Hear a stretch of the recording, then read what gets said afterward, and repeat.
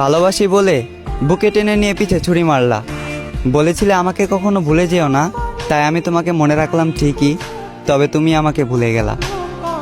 কথা ছিল দু হাত ধরে দুজন হারিয়ে যাব, সবার থেকে অনেক দূরে অজানা কোনো শহরে। আফসোস আমাকে রেখে তুমি একাই হারিয়ে গেলে, আর তুমি আজ আমার ধরাছোঁয়ারও বাহিরে।